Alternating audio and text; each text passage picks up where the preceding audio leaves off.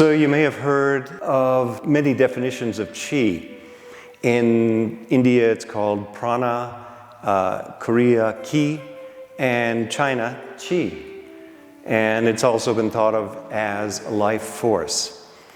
But what I've been taught about qi is that qi is a field of energy, like a universal field throughout the entire cosmos.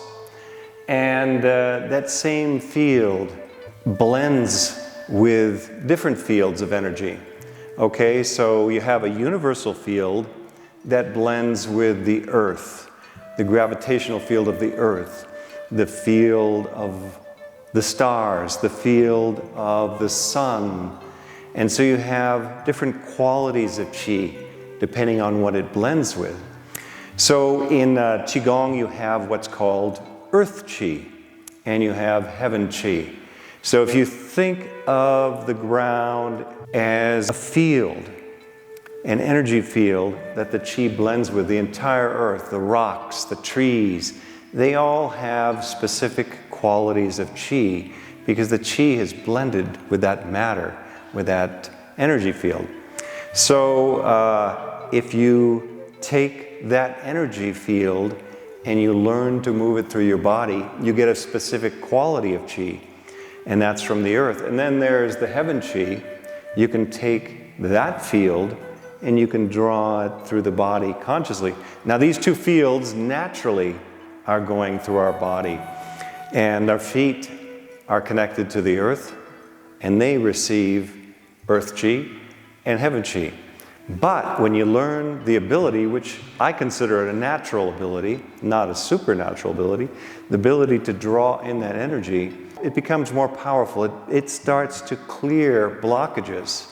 So like in Chinese medicine, the body has, if there's blockages at different points, the qi is not flowing well.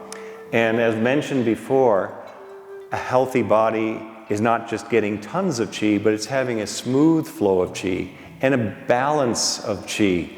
So if I draw in constant energy from the sun, the moon, the stars, the sky, the firmament, which is all the heaven qi, and not from the earth, I can have an imbalance. I can have too much heat. So this is the heating, the expanding energy, the yang that comes in, that the qi blends with. And we want to have the balance and also draw in earth qi. So you have a kind of a yin and yang. Earth is not synonymous with being yin, but it's yin-like, and heaven is yang-like. So we have these two forces that we're working with in Qigong and similarly in Tai Chi as well. So you have heaven qi and qi, earth qi and qi. Now, like I mentioned, you have your feet. And the feet are, there's no mistake that they're positioned below us.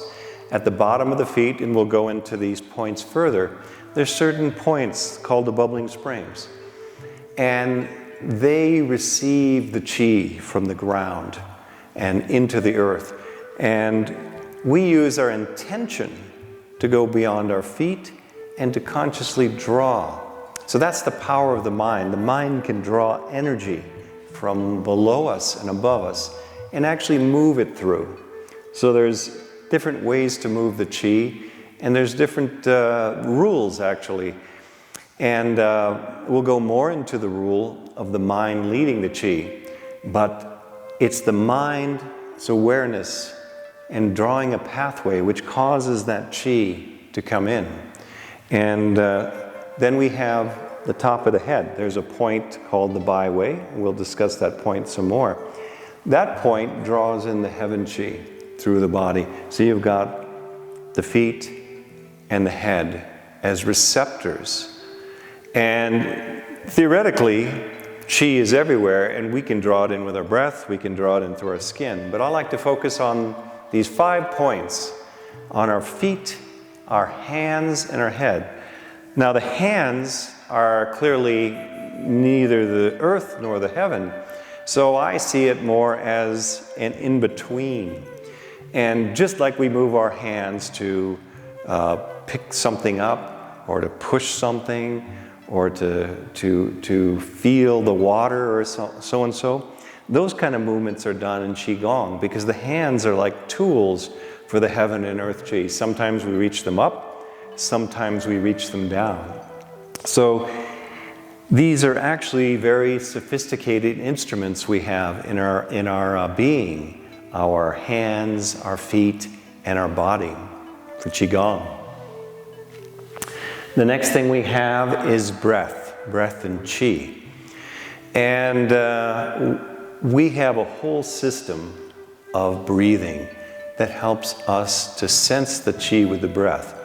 Now, when I say we move the Qi through the feet, the hands, and the heads, oftentimes we use the breath. And obviously the breath comes in through the respiratory system. But a lot of times we'll say, breathe through your feet, breathe through your hands, breathe through your head. And theoretically, we're putting our mind in coordination with the breath as we breathe in, and it makes it as if we're breathing in through different points.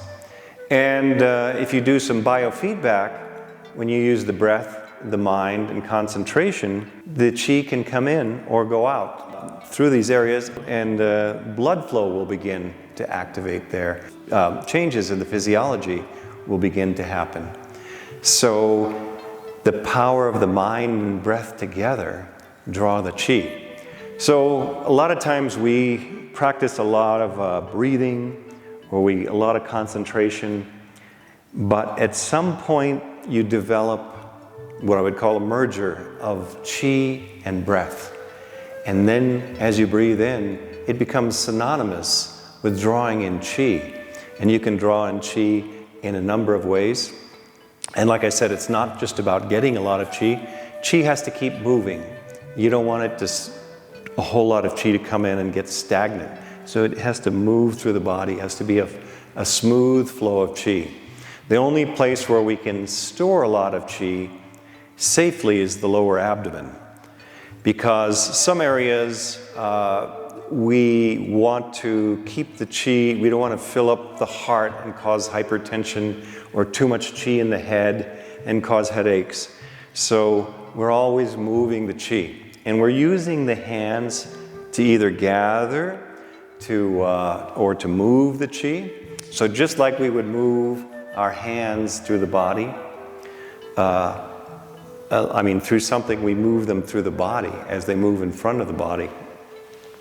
So moving Qi can be done with the hands and the mind, and the physical movement helps to move Qi. And when you do a movement, you learn to develop the sensitivity. So our training is mostly up here and out there, but we don't think of our relationship to the field of energy around us. We're interrelated with this field. So our hands, feet, our body, our being is interacting with this field all the time. So we're moving Qi through certain movements in Qigong, combined with the mind and breath as well. So one of the big rules, like I said, is the mind leads the Qi and the Qi follows. So what does that mean? The mind leads the Qi and the Qi follows. If you were to draw a line in the sand where there was a puddle, the water would flow in that line because you would break that little puddle. And similarly, in Qigong, the mind leads the pathway. So you sort of make a pathway for the Qi to flow. And it's not like the Qi is there and the mind is following. The mind is the one that directs the Qi. So when I think of my fingers, the Qi goes to the fingers. The blood flow begins to happen there. And this has actually been measured in China. Qi is an electromagnetic field that carries information. So what does that mean? The best I understand it is that this field can be programmed with your thought. And so if you have an intention to move the Qi, and you have the intention of health and healing, it programs that, it goes into it. They also did some studies in China where practitioners would project qi from maybe 1,000 miles away, and the qi would affect or alter their DNA and RNA. And I imagine it was altered in a positive way, but again, it's that the intention of the practitioner's sending positive qi. And if you think of it as a field that's blending with anything, it blends with thoughts. And thoughts travel through that field. So that's how people heal with qi as well. And the next rule is to not be in pursuit of the qi. So the mind leads the qi, but if you're thinking like, I gotta move that qi, and you're trying to push hard with the breath, you're trying to coerce it.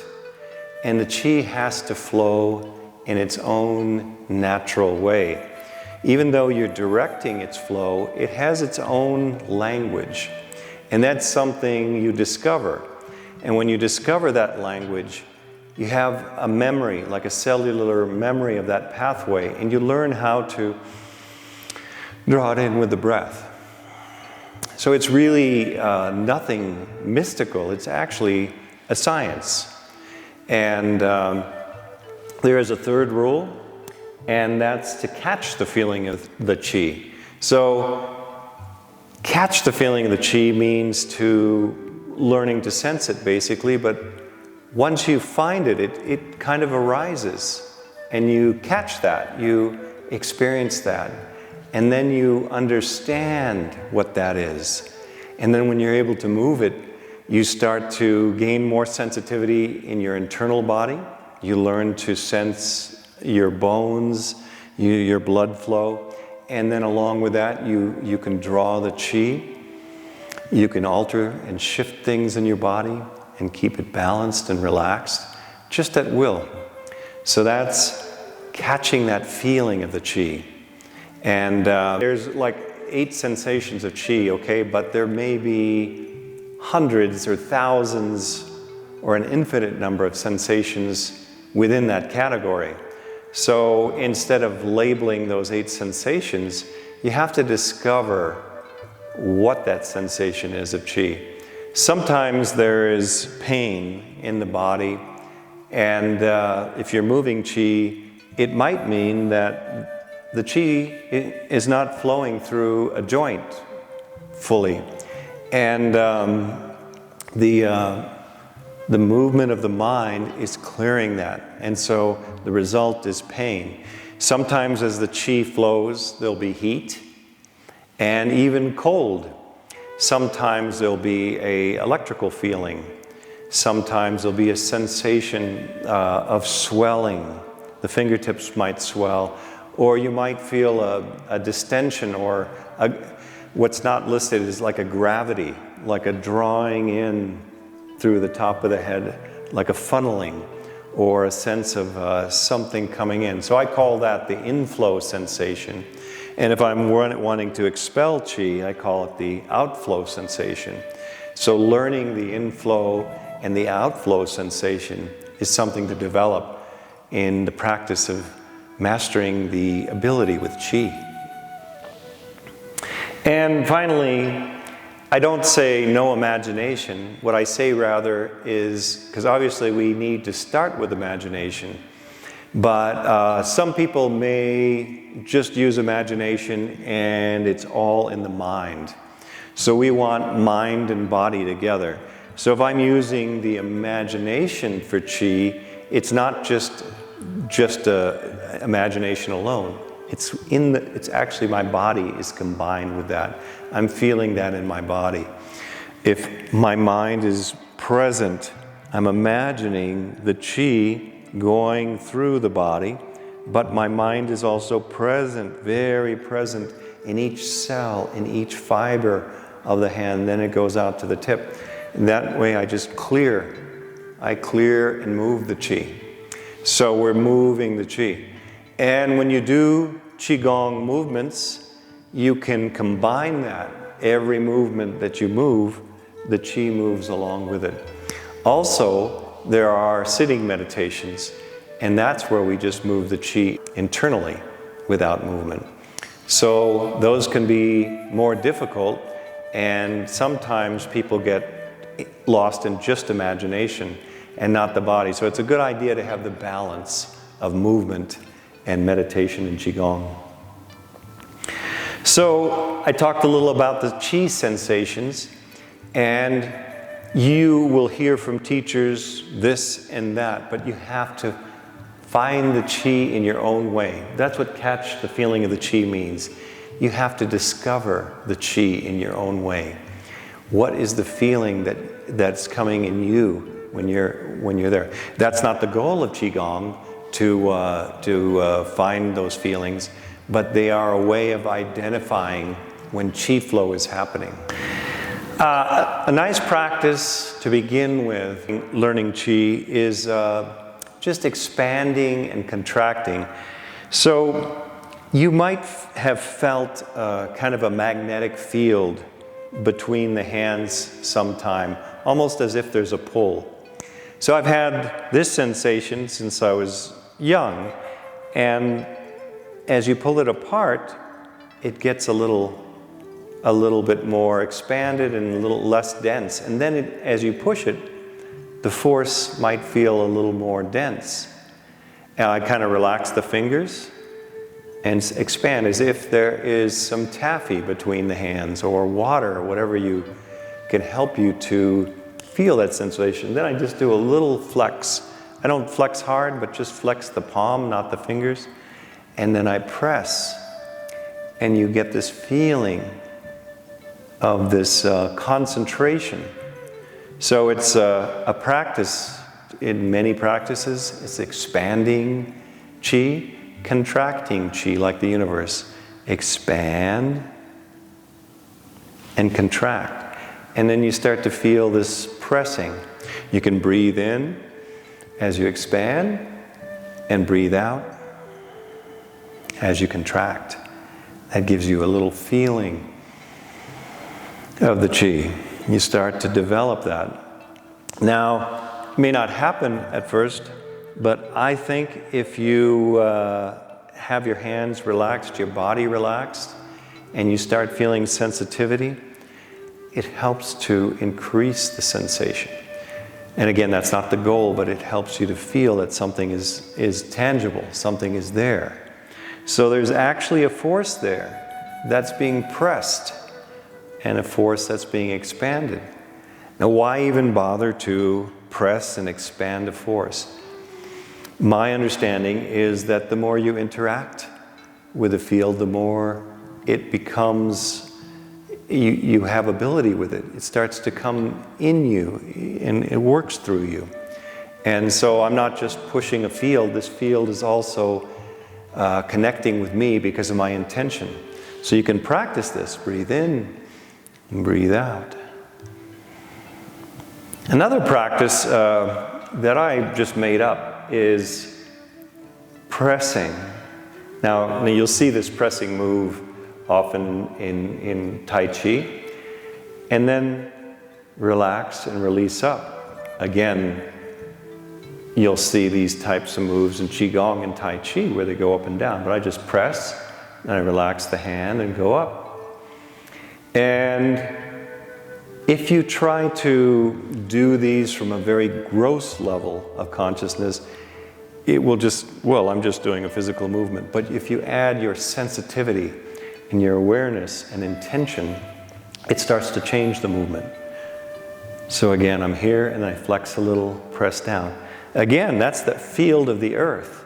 So as I'm pressing down, I'm connecting to the earth, and then rising up, I'm drawing up that earth chi. So you get that. Sometimes you'll have movements where we sweep the hands down. So that's like touching the heaven chi. My hand flexes a little, and the fingers are relaxed, and I call it sweeping the chi field. We have these things where we sweep the chi. Okay? So that is a way to gain a little sensation with the chi.